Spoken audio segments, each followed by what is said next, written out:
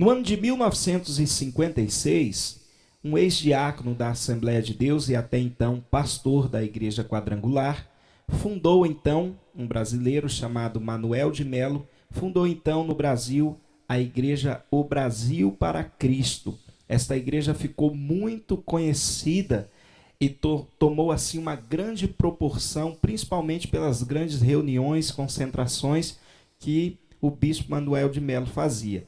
Essas cruzadas teve um conhecimento gigantesco, principalmente pelo rádio, pela mídia da época muito forte, mas que também rendeu 27 prisões ao missionário Manuel de Melo, né? Acusado aí de charlatanismo, né? Acusado de curandeirismo, acusado de estar curando falsamente, isso na época.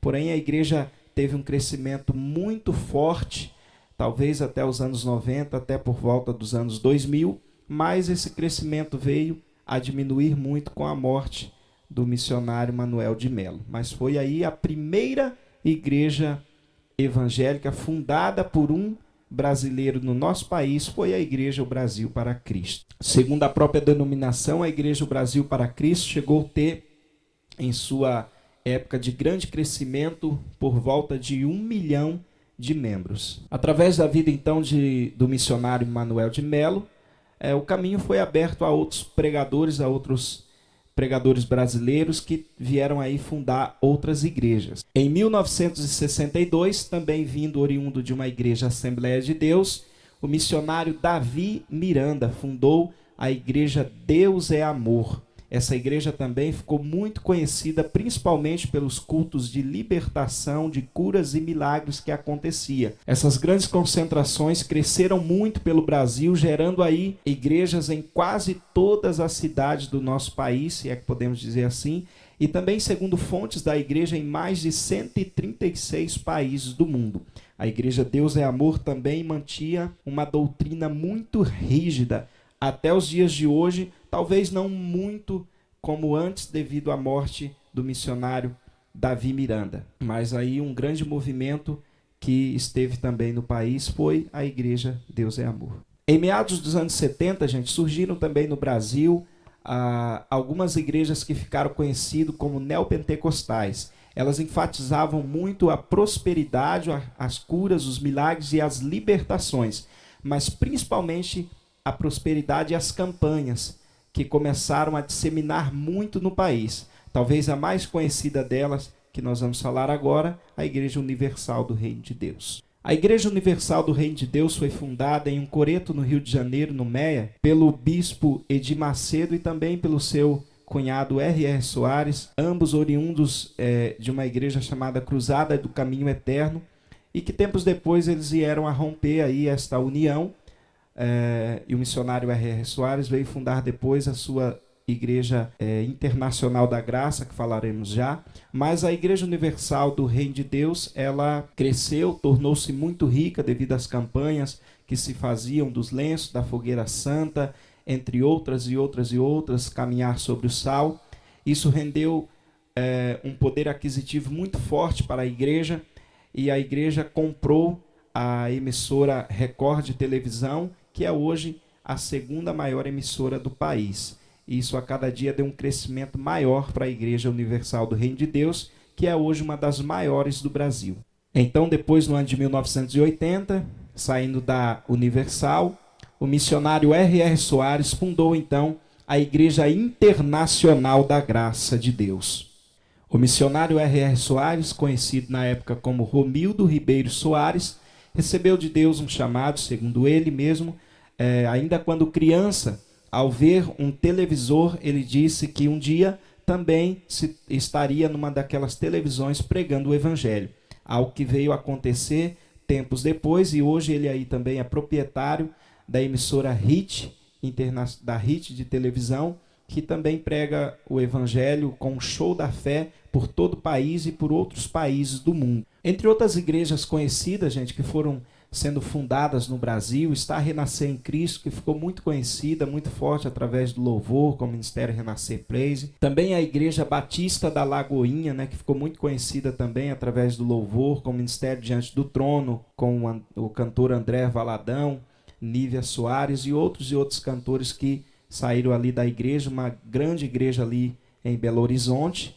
Outra grande igreja em Belo Horizonte é a Igreja Batista Getsemane, do pastor Jorge Linhares. Também tem ali a Igreja Batista de Contagem. Belo Horizonte foi então uma cidade onde a igreja cresceu, ganhou muita força, principalmente na área do louvor, também do ensino, mas principalmente do louvor.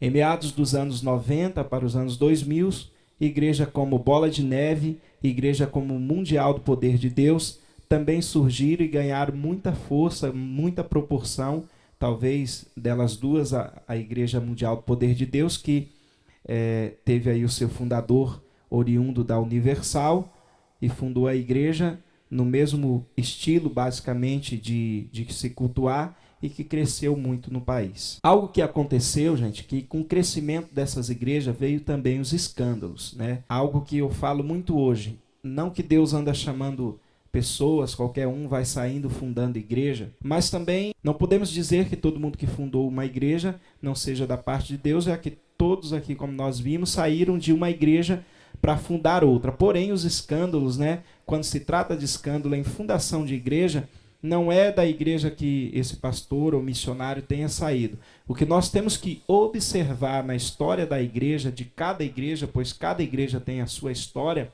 é o seu contexto religioso, é o seu segmento de fé, e nós devemos analisar como servos de Deus quais dessas igrejas estão trazendo em si, dentro delas mesmo, heresias, né? O que vai marcar uma igreja verdadeira.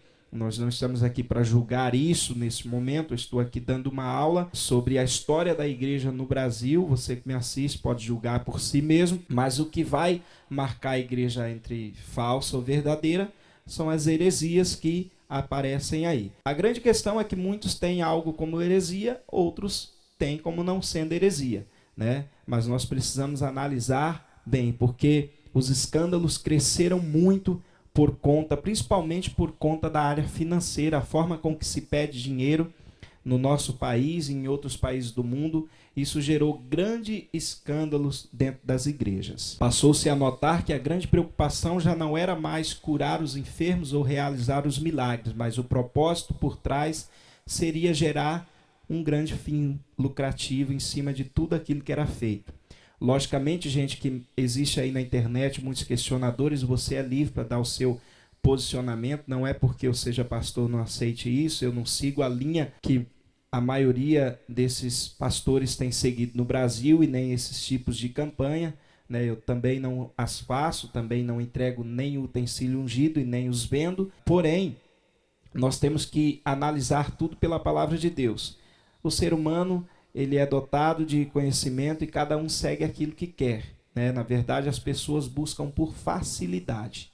Então, a grande preocupação não é mais se as pessoas estão sendo salvas, e sim se as igrejas estão crescendo, se as igrejas estão ficando ricas, e isso é uma das coisas mais preocupantes desde que a igreja foi fundada no Brasil, desde que a igreja veio para o Brasil com os primeiros colonizadores até os dias de hoje. Tem ficado muito preocupante a proporção que a igreja tomou. A igreja, então, devido a isso, muitos estudiosos têm dito até que a igreja precise ser reformada novamente. Então, gente, nós estudamos aí nessas duas aulas, né, parte 1 e parte 2, nós estudamos um pouco, né, sobre a história da igreja no Brasil, né, a história da igreja no Brasil, principalmente aqui nós tiramos na linha da igreja protestante. Falamos um pouco do princípio, mas tiramos mais para a igreja protestante, né? A história da igreja no Brasil. Que Deus os abençoe, se inscreva aí no canal, fique com Deus.